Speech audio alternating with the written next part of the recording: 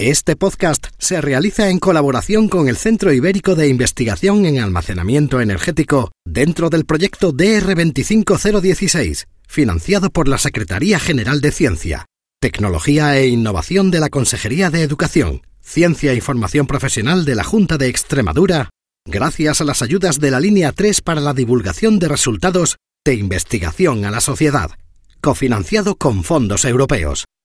5, 4, 3, 2, 1, ignition.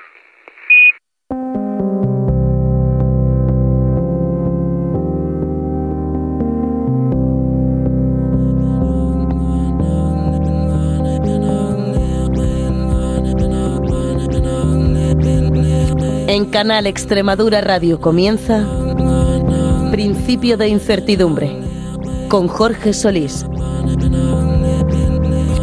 Bienvenidos a Principio de Incertidumbre, el espacio de investigación y ciencia de Canal Extremadura Radio. La transición energética no es solo una cuestión de producir energía limpia, sino de saber qué hacer con ella cuando sobra y cómo disponer de ella cuando falta. Las energías renovables han avanzado como nunca, pero su carácter intermitente ha colocado al almacenamiento energético en el centro del debate científico, tecnológico y político. En este contexto, Extremadura ocupa una posición singular, no solo por su peso en generación fotovoltaica e hidráulica, sino porque se ha convertido en un laboratorio donde ensayar soluciones al gran reto del siglo XXI, cómo almacenar energía de forma eficiente, segura y sostenible.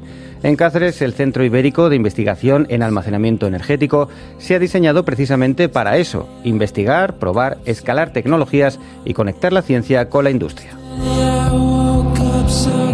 Hoy iniciamos una serie de programas para conocer desde dentro cómo funciona este centro, qué líneas de investigación desarrolla y qué oportunidades abre para nuestra región. Enseguida lo vamos a tratar en detalle, pero antes, como siempre, les recordamos que estamos en X y en las principales plataformas de podcast si buscan Principio de Incertidumbre. ¿Nos acompañan? Principio de Incertidumbre, investigación y ciencia para todos los públicos.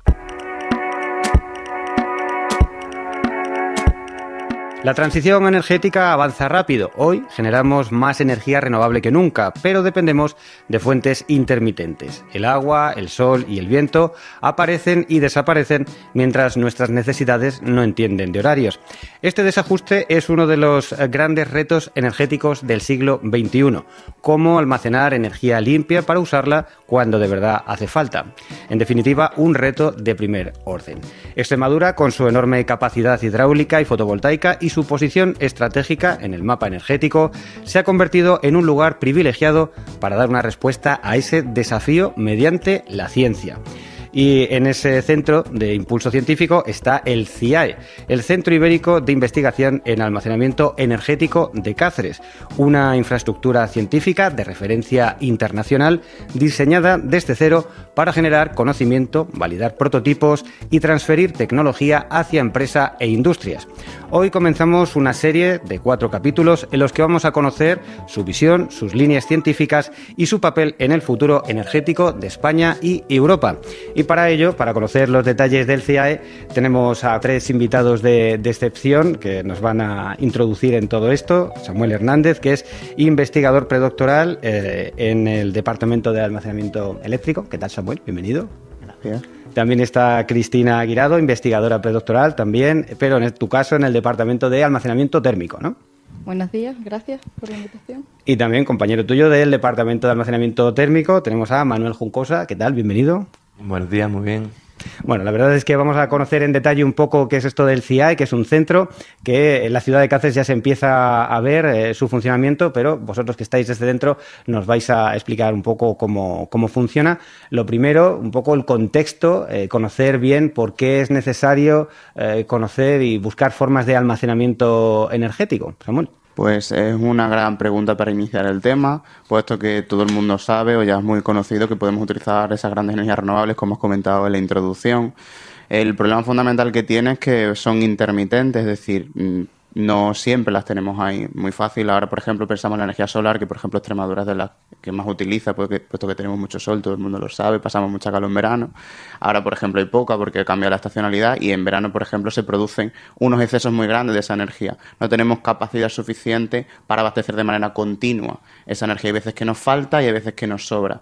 Entonces, una de las maneras interesantes, no solo de la energía solar, la eólica, la fotovoltaica, todas estas, cuando tenemos excesos y defectos energéticos, se pueden utilizar almacenamientos energéticos de muchas diferentes maneras, que las iremos viendo a lo largo del podcast, pero en definitiva es una solución inicial para aprovechar al máximo esa energía renovable, porque tiene un doble efecto. Esa energía renovable evita la contaminación y descarbonifica en una serie de etapas, puesto que si bien todavía dependemos de la energía eléctrica tradicional y de combustibles fósiles, nos ayuda a que los focos de contaminación estén localizados y en consecuencia que sean más fáciles de trabajar, puesto que si ahora tenemos, por ejemplo, coches eléctricos que no contaminan en el movimiento frente a los millones, trillones de vehículos que hay actualmente, aviones, camiones, todo el rato. Bueno, si esas contaminaciones empiezan a focalizarse, se pueden trabajar en empresas, en los sitios donde sí se genera eso, sobre todo hablamos de CO2, aunque hay otros gases de efecto invernadero, es más fácil de trabajar y de tratar. O sea, que será un primer paso hacia la descarbonización total.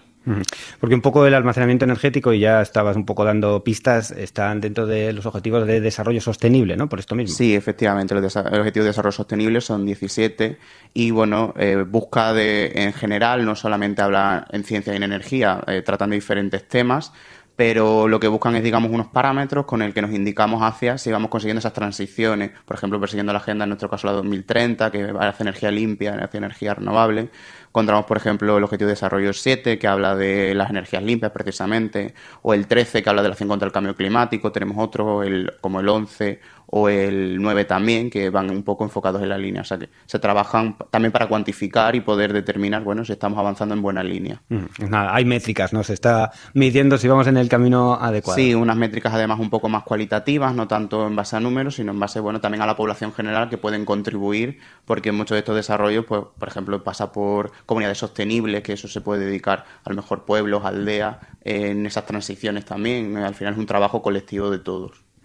Y un poco, ¿cuáles son los sectores que con mayor urgencia requieren de esas soluciones de almacenamiento? ¿Qué sería lo más importante de atacar primero? Pues estos sectores prácticamente puede ser un beneficio prácticamente para todos ellos, pero bueno, urgentes serían sectores industriales o sectores de transporte, que en Extremadura fundamentalmente más el transporte que la industria, puesto que por desgracia todavía no somos una región excesivamente industrializada, ¿no? Estamos empezando, pero sería muy interesante para eso y para, por ejemplo, en nuestras ciudades como Cáceres, Badajoz, Mérida, no son ciudades excesivamente grandes, también contribuye a que se puedan autogestionar energéticamente, incluso, que puedan ellas generar su propia electricidad y autoabastecerse. O sea, que serían unos sectores un poco, las pequeñas ciudades, el transporte y la industria, los principales que podrían beneficiarse de esta primera transición. Bueno, pues vamos a estar pendientes de cómo evoluciona. Ya veremos que la ciencia hace falta para que sea más eficaz. Cristina, si nos pudieras contarte un poco, nos contaba Samuel, ya nos ubicaba un poco la importancia de Extremadura, cómo puede impactar. ¿Por qué un lugar como este resulta estratégico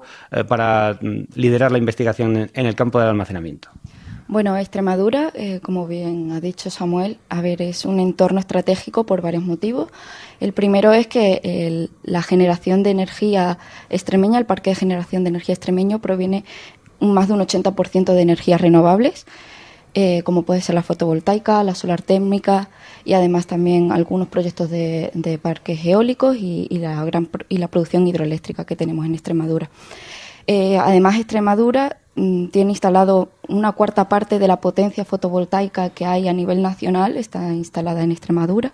O sea que los datos son muy enriquecedores y lo que hacen de Extremadura es un lugar estratégico para la investigación y el desarrollo del almacenamiento de energía, ya que, como ha dicho Samuel, estas energías son intermitentes, entonces hay que ajustar un poco entre los excedentes de energía que generamos y la demanda que tenemos, porque no se da a las mismas horas. Uh-huh. También, Extremadura, el centro ibérico, el CIA es un centro ibérico, entonces Extremadura, por su cercanía con Portugal, es un lugar idóneo para este tipo de investigación. Ya apuntabas un poco, Extremadura destaca mucho en la capacidad hidroeléctrica y fotovoltaica, ¿no? ¿Cómo pueden ser en particular esos dos sectores un poco esa palanca de cambio? Como hemos dicho, la energía solar depende un poco de de la irradiación solar que tenemos. Entonces, bueno, a lo mejor en días nublados o de noche no podemos generar esa energía. Entonces, hay que investigar formas de almacenamiento para ajustar ese excedente y esa demanda. Y en el caso de la hidráulica es más estable, pero también depende del clima, porque cuando hay sequías, los regímenes de lluvias en Extremadura varían mucho. Tenemos periodos de sequías que duran de 2 a 3 años con una incidencia recurrente. Entonces, poder almacenar esa energía y poderla utilizar a posteriori sería una buena solución. Se abren muchas oportunidades. No sé si me puedes comentar un poco todo esto, a qué nos puede llevar para la región y también algún riesgo asociado a todo este desarrollo renovable. ¿Qué implica para el territorio? Bueno, pues creo que las oportunidades son varias. Tener un centro de referencia nacional e internacional sobre el almacenamiento energético posiciona Extremadura en un muy buen lugar.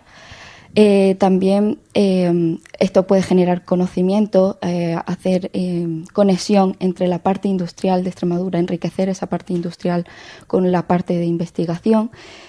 Y bueno, a lo mejor también puede haber algunos riesgos, como que concentrar tanta energía renovable hay que ajustar lo que se vierte a la red para evitar sobrecargas. Ahí está. Hay que ir muy finos ahí, ya hemos vivido alguna sorpresa y precisamente, ¿no?, un poco nos da la idea de lo necesario que es aprender a almacenar la energía, ¿no?, también para poder aportar a la red cuando sea necesario y dar estabilidad, ¿no? Esto es crítico.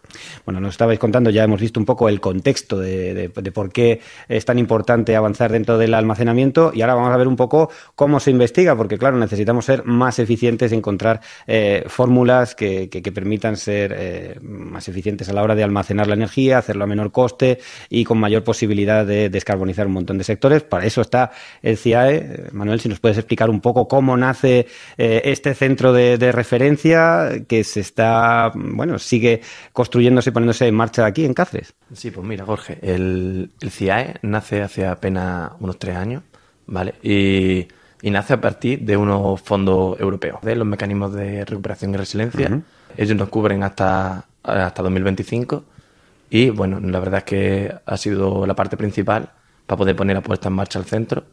Hemos necesitado comprar muchísimos equipos nuevos y aparte también traer muchísimo personal, no solo científicos, sino también técnicos de laboratorio o personal administrativo. Actualmente somos más de 100 trabajadores y esperamos que podamos seguir subiendo y más de 20 nacionalidades. Lo que esto conlleva que no solo que vengan ellos, sino también incluso sus familias. Y luego, aparte, en Extremadura no teníamos nada así.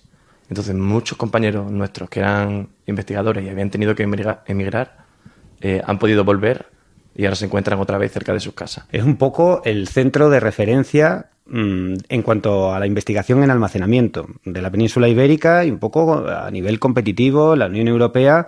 Tenemos a los investigadores de primer nivel un poco para avanzar, ahora veremos, en los campos en los que está diseñado el centro, ¿no? O sea, para hacernos una idea, centro puntero. Efectivamente. Nosotros contamos con tres departamentos principales y líneas transversales que trabajan con todos estos departamentos. Vale, nuestros departamentos principales es el de almacenamiento térmico, almacenamiento eléctrico y almacenamiento en hidrógeno y tecnologías de Power to X. En almacenamiento eléctrico, por ejemplo, profundizamos más en el tema de baterías, bien litio, sodio o supercapacitores incluso. En almacenamiento térmico, pues bueno, estudiamos desde los sistemas tradicionales que han utilizado sales fundidas hasta materiales de cambio de fase, incluso al salto más grande que ya son sistemas de almacenamiento termoquímico. Uh-huh. Y en el sistema de hidrógeno también se estudia cómo se almacena, como tecnología para producir hidrógeno y aparte incluso otros temas como síntesis de ciertos productos y captura de dióxido de carbono, que también es muy interesante. Bueno, en todas estas cosas vamos a adentrarnos en posteriores capítulos, ¿no? Porque todos ellos tienen mucha enjundia y vamos a ir al detalle de qué quiere decir cada una de las cosas que nos acabas de decir. Pero bueno, en líneas generales hay como 3 líneas principales, ¿no? Que son las baterías, el almacenamiento térmico y el hidrógeno, que es un poco ya lo que nos va sonando mucho también de lo que hablaremos, pero también tenéis líneas un poco transversales que también son interesantes y que un poco se articulan con las otras 3, ¿no? Exactamente, porque principalmente, o sea, te he hablado hasta ahora de las líneas principales, pero claro, no todo queda ahí. Necesitamos tener parte de regulación jurídica para saber hacia qué camino se mueve en lo legal. Necesitamos también hacer análisis de ciclo de vida de las nuevas tecnologías que vamos haciendo, o incluso tenemos personal que se ocupa de lo computacional, digamos, que hace simulaciones previas antes de lanzarnos a un salto más avanzado. Y también contamos con lo que son plantas piloto. Pues ahonda un poco aquí, porque creo que esto también es uno de los asuntos que a vosotros como investigadores más os gusta, y creo que también puede ser más interesante para la industria, el tema del prototipado y de evaluar la madurez de las tecnologías. Creo que es una de las fortalezas que tiene el centro, ¿no? Sí, estoy totalmente de acuerdo. Nosotros nos referimos a ello mediante TRLs, que son, digamos, traducido al español, los niveles de madurez tecnológica. Decimos que normalmente los centros de investigación suelen abarcar de los niveles TRL del 1 al 3, la mayoría. ¿Qué quiere decir? Del 1 al 3 es desde que se crea el concepto hasta que se hacen los primeros ensayos en laboratorio. Luego, el siguiente salto sería lanzarse al prototipado, que serían los siguientes niveles de TRL. ¿Dónde está la meta? Que estas investigaciones pasen a un diseño comercial. Esto sería el nivel de madurez TRL8 y nosotros somos capaces de llegar hasta el TRL7.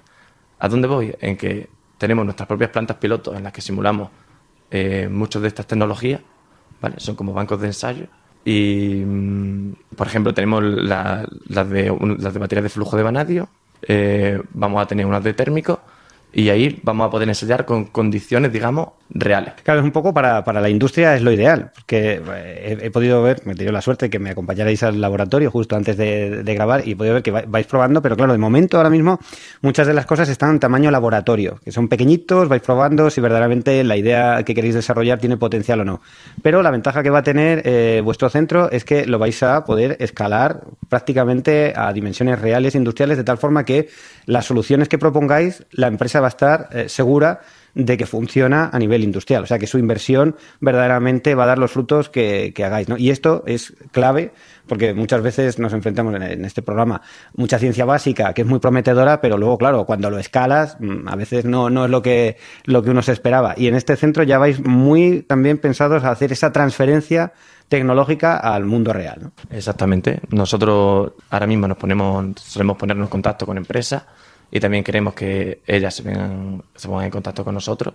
¿Y cómo hacemos esto? Pues bueno, los científicos del centro acuden a congresos donde no solo trabajamos desde nuestras propias ideas, sino también buscamos como qué es lo que demandan esas empresas, ¿vale? Y partiendo de ahí establecemos lazos y queremos que eso que ellos demandan podamos testearlo en nuestras plantas. Muchas veces la dificultad que hay entre el mundo de la ciencia y el mundo de la empresa es crítico, ¿no? Para que verdaderamente permee en la sociedad tiene que haber ese diálogo entre las dos partes, que un poco en el diseño original ya de este centro eso está ahí contemplado, ¿no? Hacer esa relación que se mantenga. Cristina, no sé si nos puedes contar un poco en qué líneas sobre todo vais a trabajar para ese prototipado y cómo se va a hacer. En plantas piloto se quiere estudiar desde baterías los diferentes tipos de litio, de sodio, de flujo.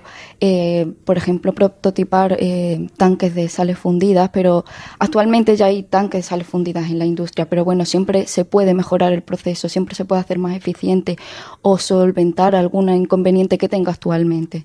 Entonces, en esa línea se quiere trabajar en plantas piloto para hacer del almacenamiento energético una mejora del que ya existe y probar nuevas tecnologías para escalarlas. Y esto va a ser, en cuanto a infraestructuras, una de las cosas más vistosas, ¿no? que haya. Hay que recordar que estáis ubicados en la ciudad de Cáceres, ¿no? Muy cerquita entre el campus y el hospital. Para quien pase por aquí verá un edificio grande que se está levantando, y una de las partes fundamentales va a ser esa, que verdaderamente va a estar dimensionado para hacer estos prototipos, ¿no? Totalmente. La idea es que trabajar conjuntamente con la industria, pasar de ser productores de energía, que ya lo somos, pero también para liderar un poco el almacenamiento y todo lo que implica a nivel industrial en la región. Y aparte de vosotros proponer soluciones, ¿las empresas también pueden ir a vosotros con sus problemas? o incluso desarrollarse en el entorno. Si encontráis algo que sea interesante, podría dar lugar a spin-off, está contemplado un poco. Sí, la idea es colaborar con industrias, porque al final nosotros sabemos a escala de laboratorio los problemas que acontecen en las nuevas tecnologías, pero la industria es la que sabe realmente los inconvenientes o problemas que tienen con las industrias ya o con las tecnologías ya establecidas. Entonces, esa sinergia entre la industria y el nivel de investigación favorece el desarrollo de esta tecnología. Uh-huh. Y Samuel, ¿tú eso cómo lo ves? ¿Qué oportunidades puede traer a Extremadura el hecho de tener, digamos, este ecosistema para traer empresas? Pues son oportunidades bastante interesantes porque, bueno, como decía Cristina, es decir, el que tú puedas venir a probar, por ejemplo, una empresa que se dedique al lanzamiento eléctrico, tú puedes traer tu propio electrolizador que has hecho a escala de laboratorio, puedes ir a nuestras instalaciones y probarla. Y a partir de ahí generar algún tipo de interacción, de trabajo conjunto. Es más, se prevé que existan incluso una incubadora de empresas, es decir, aquellas empresas que sean startup o que estén iniciándose van a poder localizarse en esas instalaciones, hacer el uso y disfrute de todo lo que tenemos y hacer así una sinergia en intercambio. Al final es muy importante acercar la investigación en la industria. De hecho, muchos de los proyectos que nosotros tenemos no son solo financiados por los fondos públicos regionales o nacionales o incluso europeos, vienen también de consorcios con empresas y al final es muy importante comprobar que lo que yo hago en mi laboratorio de verdad luego tiene una aplicación, porque es verdad que a escala de laboratorio siempre es más sencillo que las cosas funcionen. Entonces, esa sinergia de poder contar efectivamente con personas que se dedican a la industria, que muchas veces no es nuestro perfil, por eso está el perfil industrial y el perfil científico, que se puedan aunar, va a generar que precisamente muchas empresas puedan desarrollarse gracias a ese primer incentivo y tengan ayuda y tengan un refuerzo. Yo creo que va a ser algo muy, muy llamativo y que va a reforzar mucho, sobre todo la industria de la región, que es la que tenemos también que desarrollar. Uh-huh. Hombre, yo también en el paseíto que me habéis hecho un poco en las instalaciones que tenéis, ya sí que veo que, aunque no se pueda decir exactamente qué es lo que hay detrás, sí que ya hay grandes empresas con las que estáis trabajando, haciendo cosas en las distintas líneas, ¿no? O sea, ya es algo que todavía, aunque estéis en un momento todavía un poquito incipiente, había prisas un poco por empezar a trabajar con vosotros, ¿no?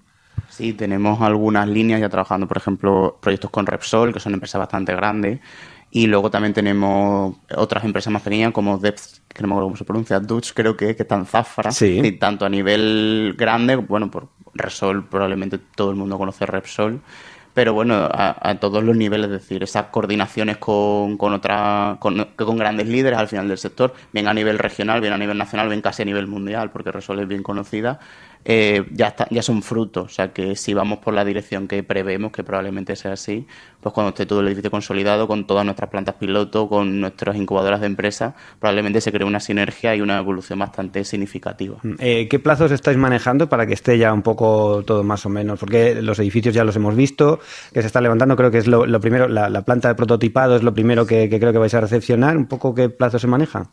Pues más o menos la planta piloto se estima que entre finales de este año y primeros de año esté todo lo que es acabada. Luego a lo mejor algún retraso por cuestiones de papeleo, de que se pueda trabajar luego allí realmente, de que por condiciones de seguridad. Pero es verdad que está muy avanzado y está correcto.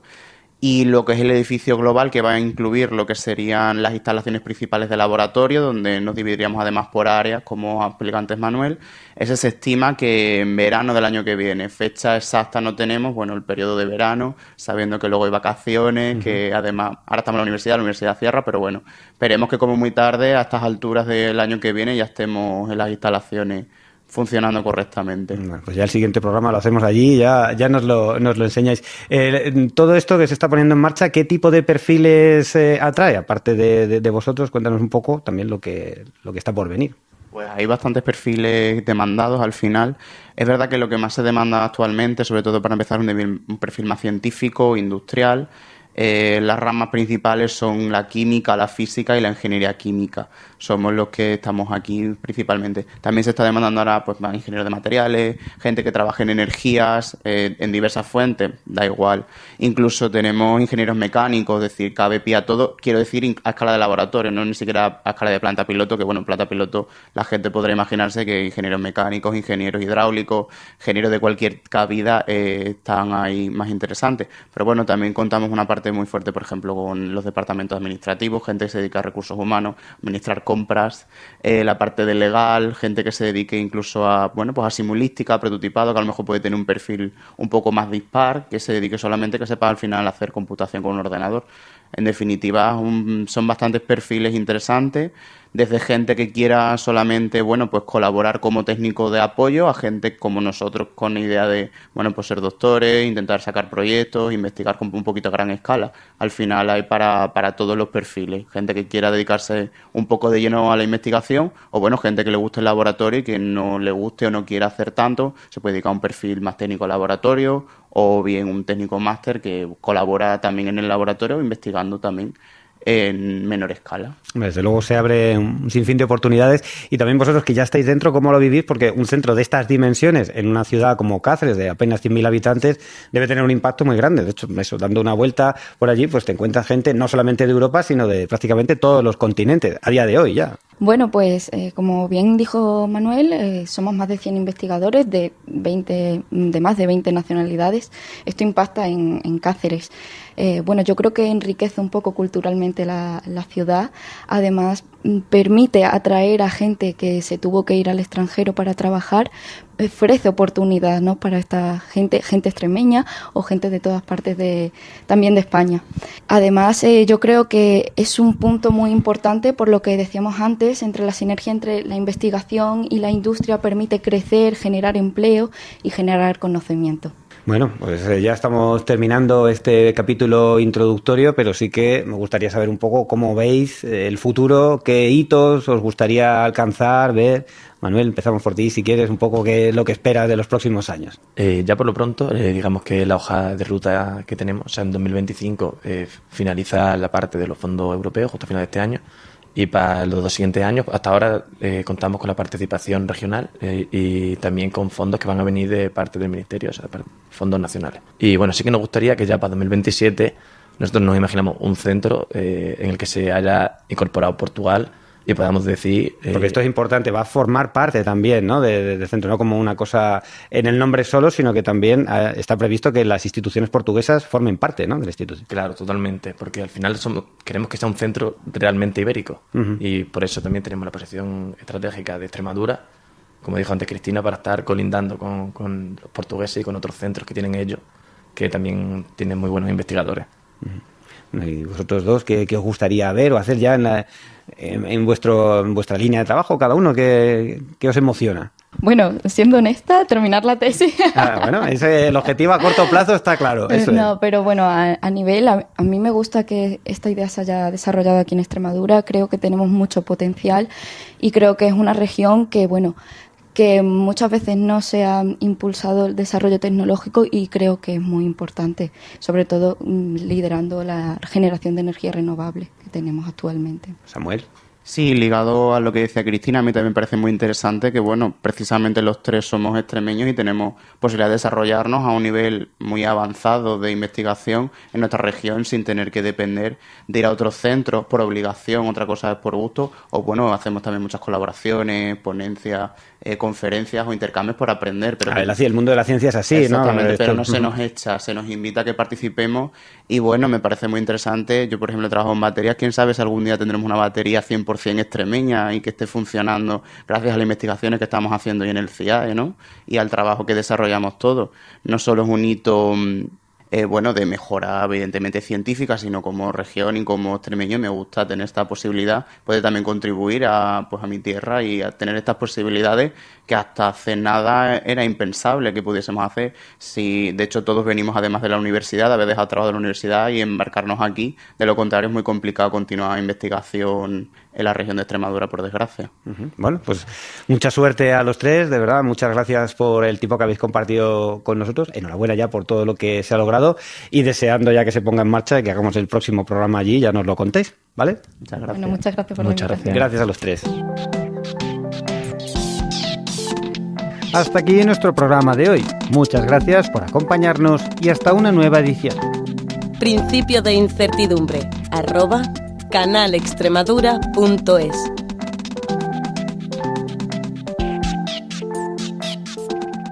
Este podcast se realiza en colaboración con el Centro Ibérico de Investigación en Almacenamiento Energético dentro del proyecto DR25016, financiado por la Secretaría General de Ciencia, Tecnología e Innovación de la Consejería de Educación, Ciencia y Formación Profesional de la Junta de Extremadura, gracias a las ayudas de la Línea 3 para la divulgación de resultados de investigación a la sociedad, cofinanciado con fondos europeos.